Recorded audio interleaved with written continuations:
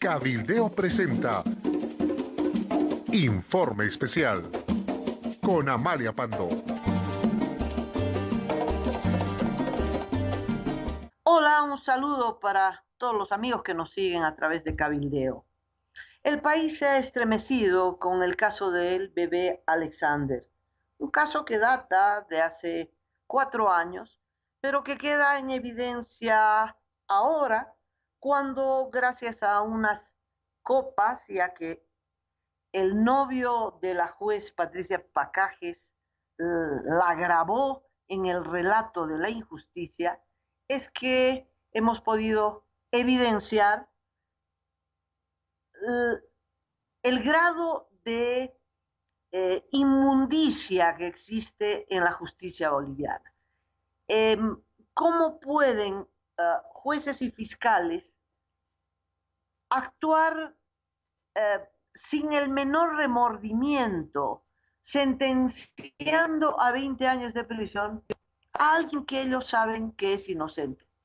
Cometen un delito a toda conciencia.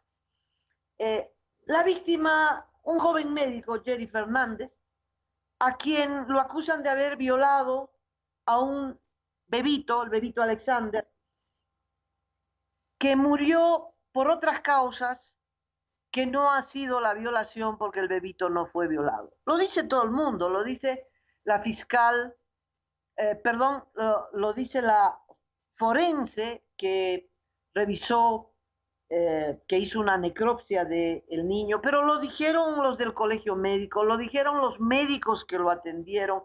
En fin, todas las pruebas apuntan a que el niño no fue violado, sino que murió por otras causas que no se investigaron. Y en consecuencia, no puede haber violador, y en consecuencia, la sentencia de Jerry Fernández es una injusticia enorme. El fiscal que está detrás, Edwin Blanco, que fue el fiscal del caso y que ascendió precisamente por lo que hizo en este caso a fiscal del Distrito de La Paz, dijo con mucho cinismo y que agradezca que le hemos dado 20 años y no 30. Es más, la víctima tiene que estar agradecida entonces, ¿no? Tiene que decir, ay, qué bien, que solo me dieron 20 años, solo, ¿no? Bueno, en este caso, todos conspiraron a la cabeza del fiscal general Ramiro Guerrero. Ramiro Guerrero para encubrir a su novia, Ángela Mora, que no era forense, pero que hizo la tarea de forense por encargo de Ramiro Guerrero, y que fue la primera que dijo, equivocada, que el niño había sufrido una violación y que a raíz de la violación murió. Para encubrir ese informe, porque tenía intereses particulares, Ramiro Guerrero orquestó a todos los fiscales, ¿m? Entre ellos Edwin Blanco, Susana Boyán, para que inventen pruebas, planten pruebas, con el fin de encontrar un culpable. Y ese culpable, este joven médico Jerry Fernández. Y 3 jueces, además de Patricia Pacajes, Gladys Guerrero y Roberto Mérida, que son responsables de esta injusticia, que han cometido un delito, uno de los más grandes, llevar a prisión, a 20 años de prisión, a alguien que ellos son conscientes que es inocente. No es que tienen duda, no hay una sola prueba. Mostraban la inocencia de Jerry Fernández. No quisieron ver, no quisieron analizar, en fin. ¿Por qué? Porque César Cocarico, actual ministro de Evo Morales, entonces gobernador de La Paz, quería lavarse de las manos en relación al bebito que estaba interno en este hogar y que en ese hogar se enfermó y que en ese hogar no lo llevaron con, eh, con urgencia a ser atendido por un médico. En fin, cometieron todos los errores que condujeron a la muerte del bebito. Y para encubrir a los familiares que César Cocarico había colocado como empleados de este hogar para encubrir la ineptitud, la negligencia de ese personal y para él mismo lavarse las manos, es que politizó este caso y hizo meter preso a todos los médicos y enfermeros que pudo. Usted ya conoce la historia. Pero lo peor de esto no es cómo se llegó a la sentencia de 20 años a Jerry Fernández. Lo peor de esto es que después de que el país conoce los detalles, ya no en boca de periodistas, sino en la propia boca de una de las jueces que sentenció al doctor Fernández, en boca de Patricia Pacajes, contando cómo han conducido este proceso y cómo a sabiendas de la inocencia de Fernández lo han sentenciado como culpable.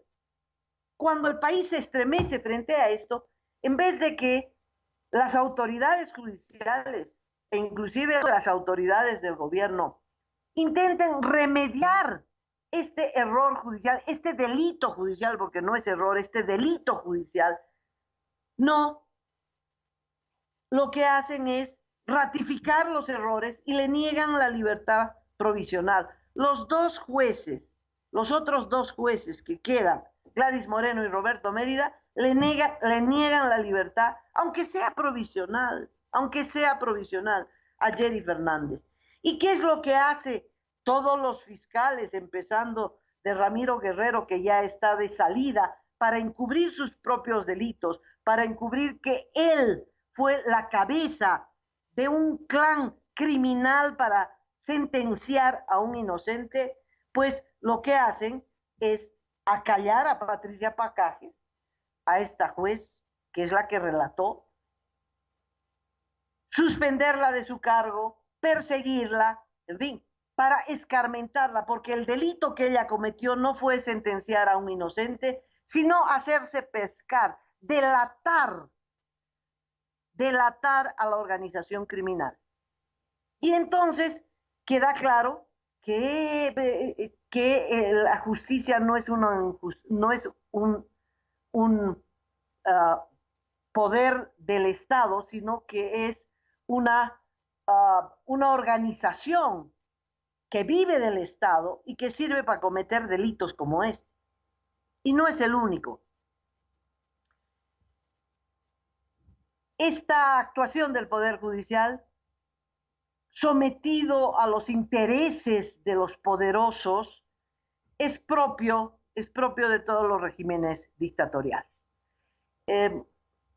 Como dato, recordarle que cuando Luis García Meza y Arce Gómez tomaron el poder a través de un golpe de Estado en 1980, lo primero que hicieron fue cambiar a todos los magistrados de la Corte Suprema y hasta el último juez provincial de este país fue cambiado por personeros al servicio de la dictadura. A Evo Morales le tomó un poquito más, le tomó un par de años hacerse del Poder Judicial, hacerse de toda la Corte Suprema, de todo el Tribunal Constitucional, absolutamente de todas las piezas, hasta del último juez que opera en el país, para ponerlos a su servicio. Y aquel juez que patalea un poquito es inmediatamente procesado, suspendido, sentenciado, como el magistrado Cusi, por ejemplo, que se pronunció en contra de la reelección de Evo Morales, pues lo sacaron del Tribunal Constitucional y lo procesaron inmediatamente en el Parlamento y lo sentenciaron. Dictamen culpable. Y así le pasa a todos los jueces, a todo aquel juez que intenta aplicar la ley, lo procesan y lo separan del cargo. Entonces, tienen un mecanismo de control extraordinario para que la justicia, por un lado, sea durísima con los opositores y con los inocentes, como Jerry Fernández, que seguramente era del MAS, por eso estaba trabajando con Cocarico en el Hogar Virgen de Fátima, pero era el último eslabón. Y entonces le caen con todo. Inocentes o los últimos eslabones de los casos de corrupción que se encuentran, pues les caen con todo, y una justicia, por supuesto, para encubrir a los verdaderos culpables, a los poderosos. Y claro, hay casos que son, eh, que han dejado huella, porque el caso del bebé Alexander y del doctor Jerry Fernández es el último que conmovió, pero no es ni el primero ni será el último. A ver, contarles, por ejemplo, para contrarrestar, ¿no? Mientras a Jerry Fernández le niegan la libertad provisional, pues a la ex ministra Nemesia Chacollo nos las encontramos siempre viajando en avión, La Paz, Santa Cruz, Santa Cruz, La Paz. Nemesia Chacollo está con detención domiciliaria y no podría salir ni a la esquina de su casa. Pero Nemesia Chacollo pues se la pasa viajando, viene a La Paz a las reuniones del MAS, a lo que se le ocurra, pues ella no tiene ningún problema. Y el juez de la causa, que es el Fondo Indígena, pues se hace loco porque aunque circulan las fotografías y las entrevistas diciéndole, oiga señora, ¿y usted no estaba con arresto domiciliario, bien sentada en un avión revisando su celular, ¿verdad? Eh, pues el juez no se mosquea, nadie, la fiscalía no se indigna, obviamente, porque es una justicia para proteger a gente como Nemesia Chacollo, que en las espaldas lleva haber hecho desaparecer 100 millones de dólares del Fondo Indígena.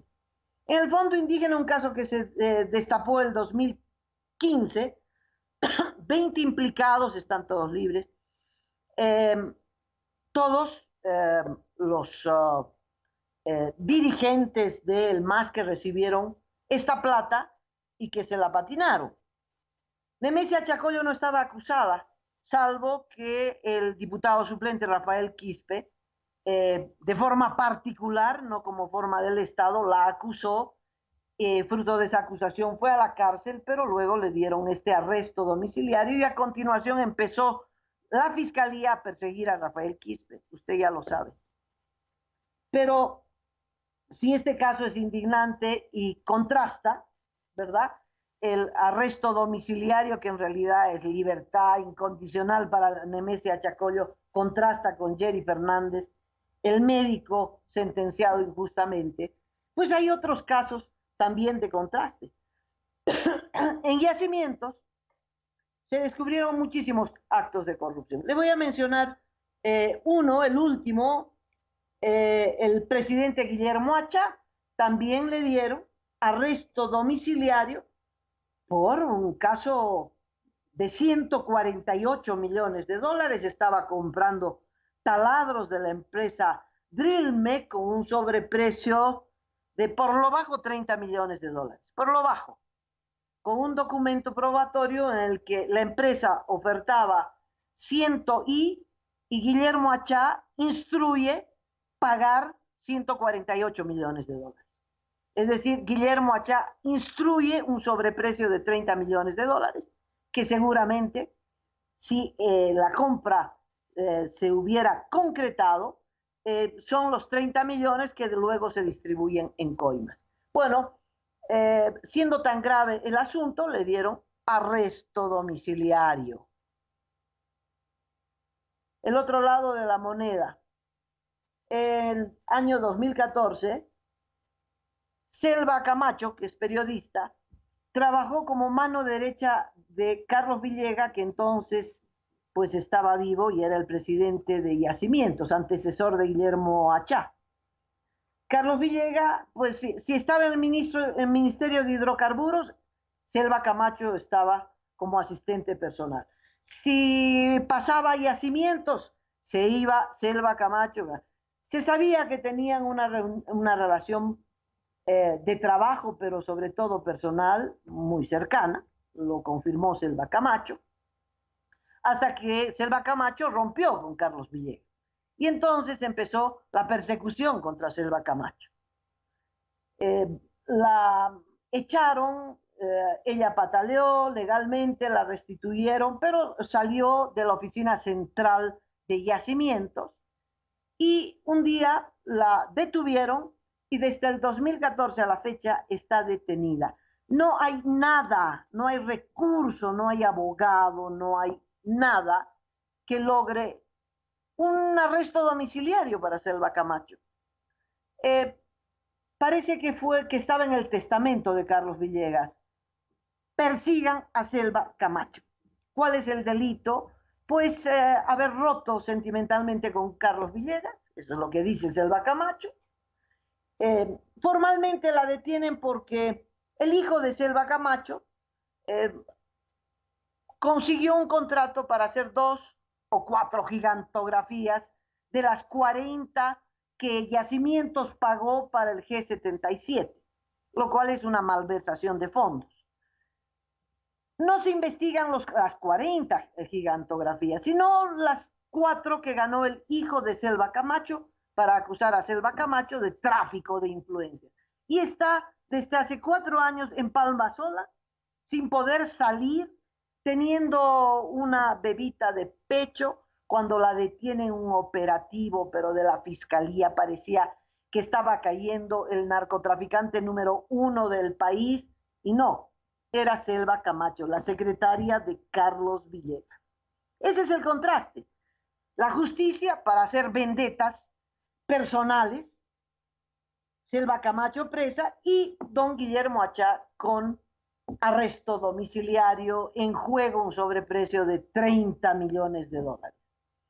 Lo propio que Nemesia Achacolio. Bueno, pero ya que mencionamos a relaciones personales, amantes, etcétera, uno de los casos más grandes, más importantes, tiene que ver con Gabriela Zapata. Estalló el 2016, recordará usted. Bueno, es muy interesante porque a Gabriela Zapata no la procesan por, obviamente, haber sido la intermediaria entre contratos que firmó el gobierno con las empresas chinas, en particular con la CAMC.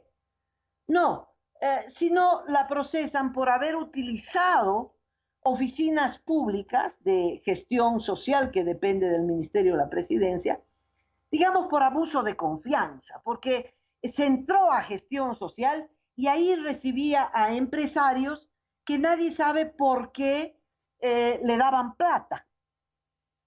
Nadie sabe por qué, en realidad todos sabemos por qué le daban plata, porque ella gestionaba los contratos que estos empresarios ganaban de minería, de contratos de construcción, etcétera, etcétera, o los 7 contratos de CAMSE. ¿A quiénes meten preso?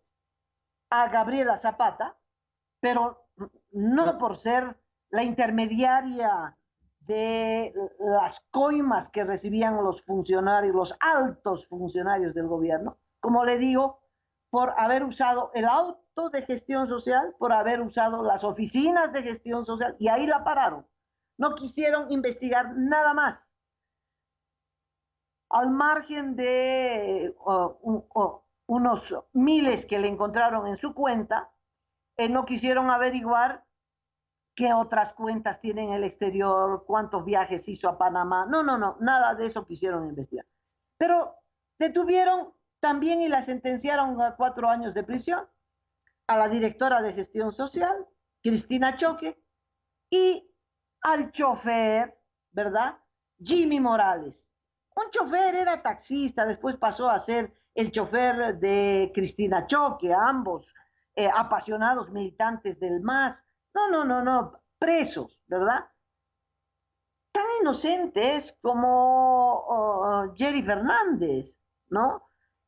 Tanto Cristina Choque como Jimmy Morales y Gabriela Zapata a gritos denunciaron que el que estaba a la cabeza de estas operaciones irregulares, es decir, las coimas, era Juan Ramón Quintana, el ministro de la Presidencia.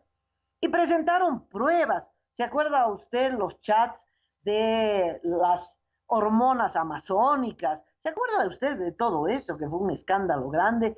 Y entonces la fiscalía no investigó las llamadas de Juan Ramón Quintana con Gabriela Zapata. Es más, Juan Ramón Quintana perdió su celular y como lo perdió, entonces no se investigó nada más.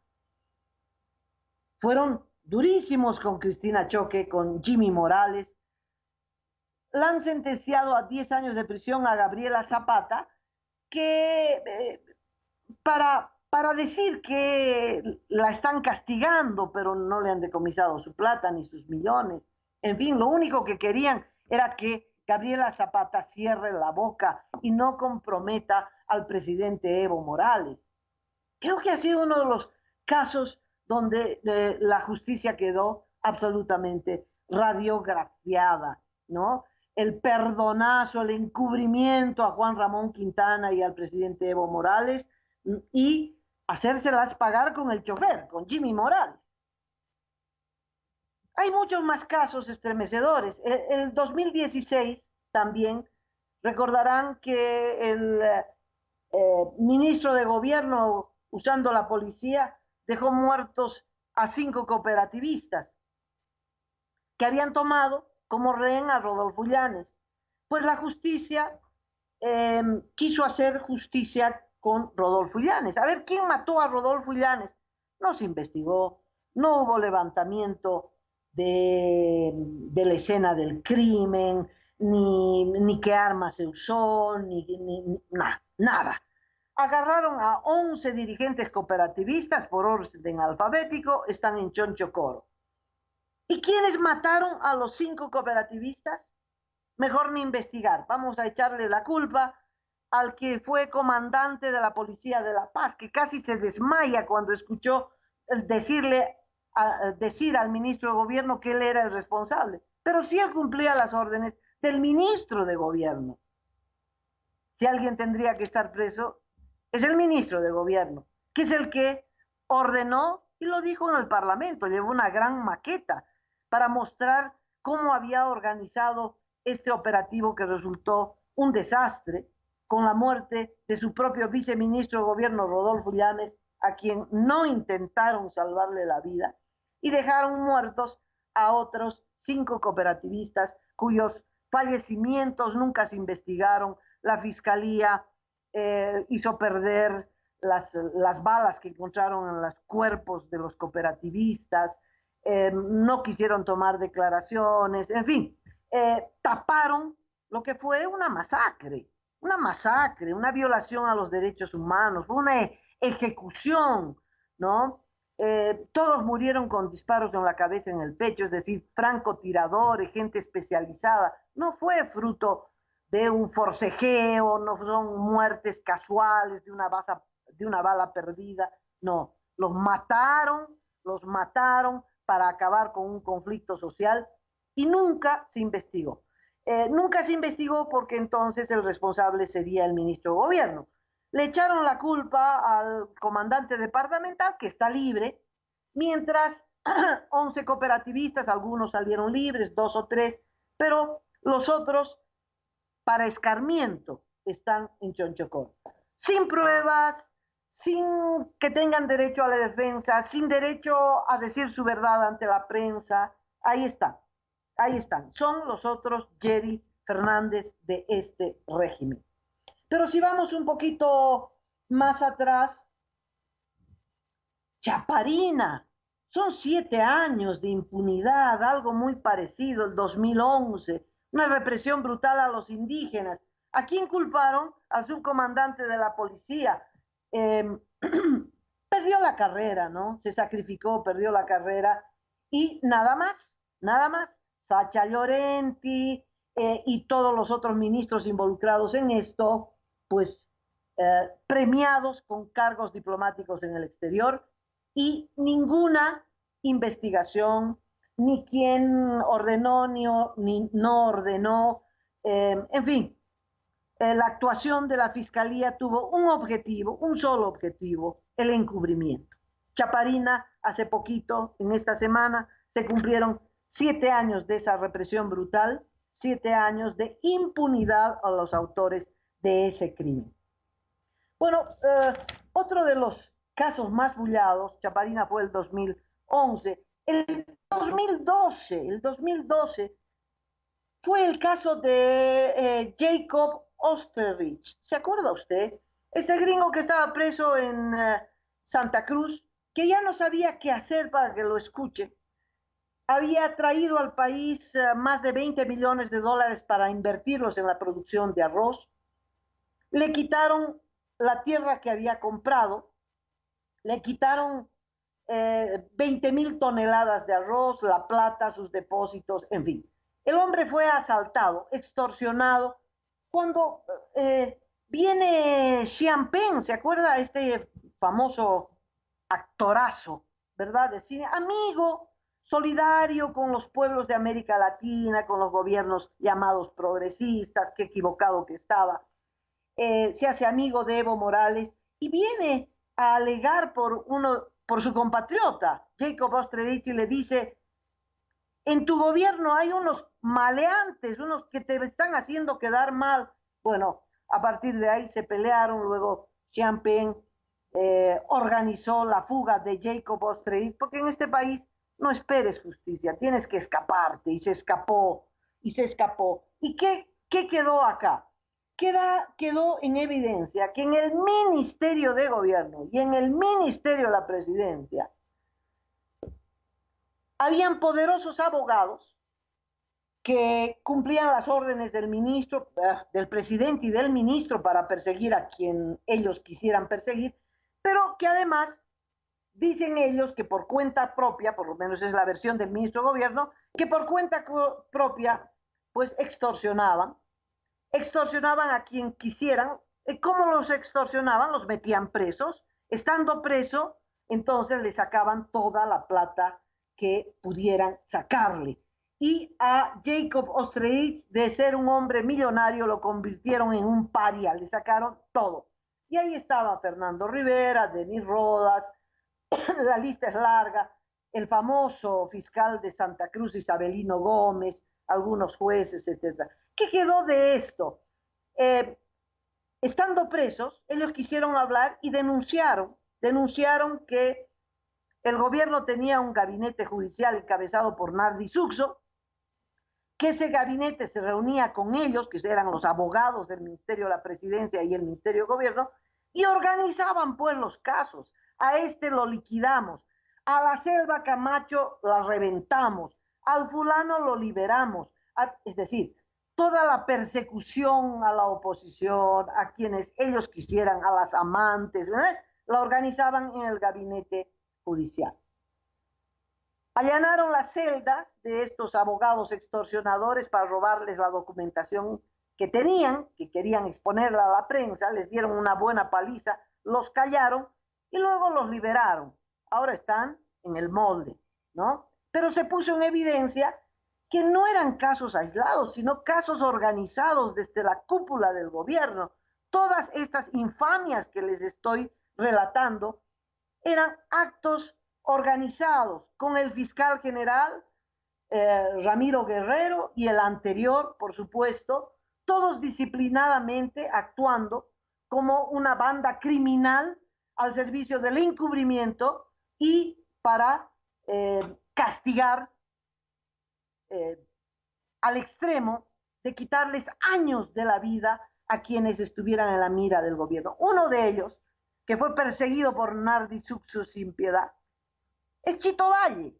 Chito Valle, adenista, yerno del general Banzer, y por supuesto enemigo mortal de Evo Morales, etcétera, etcétera. Enemigo mortal, una forma de decir. Lo cierto que a Chito Valle, Nardi Suxo lo persiguió, lo hizo detener, lo hizo sentenciar a 8 años de prisión por haber comprado una cama en la gobernación de La Paz. No 28 pisos amoblados de la manera más lujosa imaginable, no, una cama, y haber vendido vehículos de la gobernación a precio de chatar. Bueno, había que sentenciarlo, por supuesto, a Chito Valle. Le dieron una pena altísima, 8 años de prisión. Bueno, Chito Valle ya cumplió los 8 años de prisión y no lo sueltan, y no lo van a soltar. quieren sacarlo muerto de la cárcel. No es justicia, es vendetta. Lo mismo que, como le digo, a esta chica Selva Camacho, a Cristina Choque, en fin, o a Jerry Fernández, no son las víctimas del régimen, porque ellos quieren mostrar que la justicia es dura. Ah, es durísima si usted entra en la mira del gobierno, de este gabinete judicial, que ahora ya no está en manos de Nardik Suso, pero sí en manos del ministro de Justicia, que es el que redacta o las acusaciones o es el que redacta los fallos. Otro de los casos más graves, estoy yendo hacia atrás, es el caso terrorismo, año 2009. Solo le digo estas cifras que lo dicen todo. 9 años sin sentencia, 9 años sin haber probado que los acusados hubieran formado parte de alguna organización terrorista, que hubieran cometido algún acto de terrorismo. El propio fiscal Sosa se tuvo que escapar del país porque dijo que el gobierno había montado el caso. Y por lo tanto, él también tiene su propia responsabilidad. Pero el propio fiscal, el que los persiguió, el que los metió preso, él confiesa, como ahora confiesa la juez Pacajes, entonces confesó el fiscal Marcelo Sosa y dijo, esto lo montó el gobierno. Desde entonces, 9 años, hay 3 detenidos. 9 años de cárcel sin prueba alguna.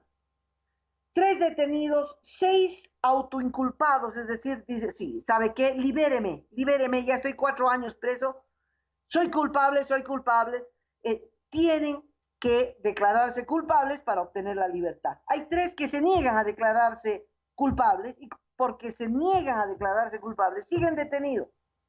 17 prófugos, porque en esta justicia lo mejor que usted puede hacer es escaparse, porque si lo agarran van a estar 3 años detenido sin una sola prueba en contra de usted y sin sentencia. Este caso además ha dejado 3 ejecuciones extrajudiciales denunciadas por el propio fiscal Marcelo Sosa.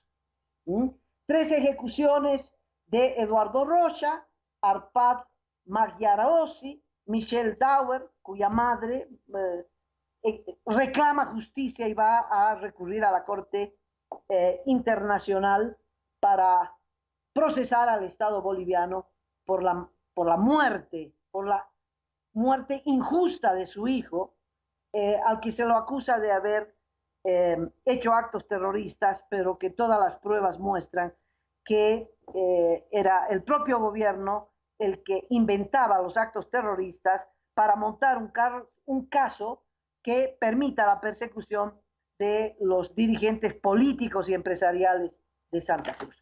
Pero podría seguir mencionándole muchos otros casos, imposible saltarse, la muerte del estudiante del Alto Jonathan Quispe. Han encontrado un culpable, el subteniente Cristian, me parece que apellida Contreras, y con eso han callado un crimen, otro crimen del gobierno, otro crimen de los 89 cometidos en este gobierno. No entregan el arma, ¿no?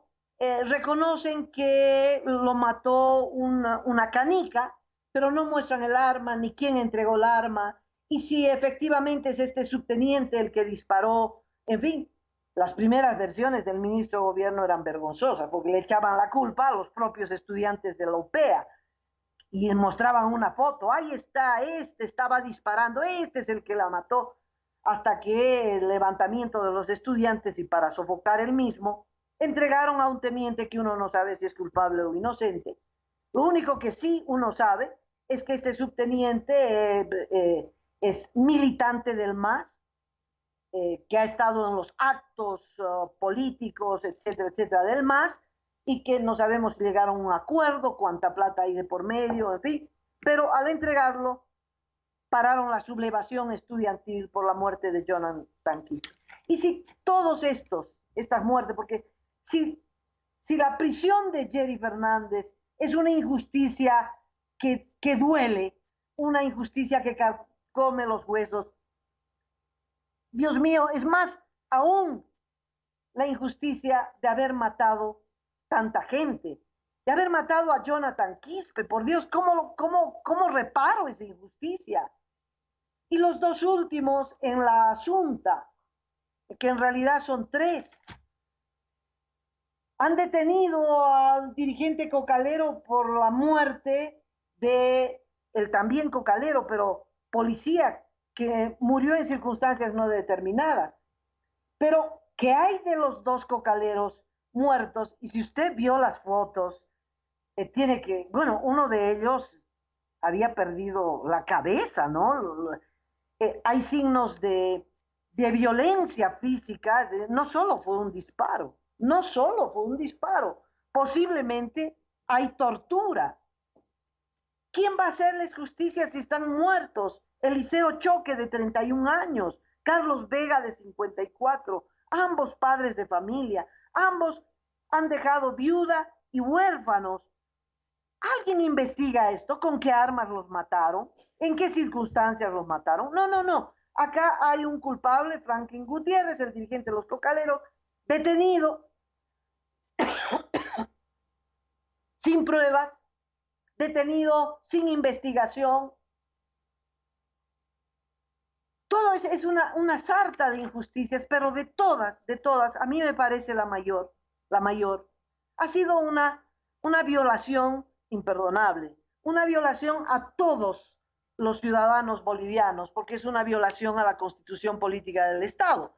El 29 de noviembre del año pasado, 6 tribunos integrantes del Tribunal Constitucional decidieron violar la Constitución, decidieron, sin que esté en sus competencias, declarar que el artículo 168 es inaplicable y habilitar electoralmente a Evo Morales. Creo que ha sido de los actos de injusticia y de violación de las normas más vergonzosas, porque además se demostró que la sentencia estaba redactada en el momento de presentar la demanda, que la sentencia salió del Ministerio de Justicia. Lo único que hicieron ellos fue estamparle la firma. Y son tan tontos que un párrafo de esa resolución, de ese fallo inconstitucional, vergonzoso, lo incorporaron en otro fallo de otra causa y que por eso se descubrió que antes de que se redactara la sentencia ya estaba escrita. Es decir, que cuando los masistas presentaron la demanda, adjuntaron la sentencia. Y que lo único que hicieron esta gente fue ponerle la firma para intentar habilitar a Evo Morales. Igual el país está en pie de lucha porque quiere hacer respetar el fallo del 21 de febrero del 2016, porque ese es un robo a todos los ciudadanos bolivianos, el robo de su derecho a votar, de su derecho a decidir, es el incumplimiento de una norma y el irrespeto al voto popular. Entonces, en esta larga lista, y podríamos seguir mucho tiempo contándoles lo que es la injusticia en el país, queda demostrado una sola cosa, que el poder judicial no es tal, que el poder judicial es un aparato con mucho poder al servicio de Evo Morales para castigar a quien Evo Morales quiera castigar y para perdonar o encubrir los delitos del régimen. No hay forma de enmendar, porque ahora van a escoger un nuevo fiscal general, saldrá en pocos días, hay 40 en carrera, 4 aplazados, quedan 36. Bueno, no importa, cualquiera de ellos cumplirá el mismo rol de Ramiro Guerrero, el mismo rol, ¿no? De meter a la cárcel a los Jerry Fernández para encubrir a las amantes, en fin, para encubrir a los poderosos, a los ministros. Ese será el rol, perseguir a la oposición, perseguir a la prensa, perseguir a aquel que resbale y quien no resbala y cae en el poder judicial. La única forma evidente de recuperar la justicia y por lo tanto la paz social es sacar a Evo Morales del poder y eso tiene que ocurrir dentro de 1 año, 3 meses y 26 días cuando se le acaba el mandato. Muchas gracias por seguirme en esta ocasión. Me despido de ustedes y con otro informe será hasta mañana. Cabildeo presentó Informe Especial con Amalia Pando.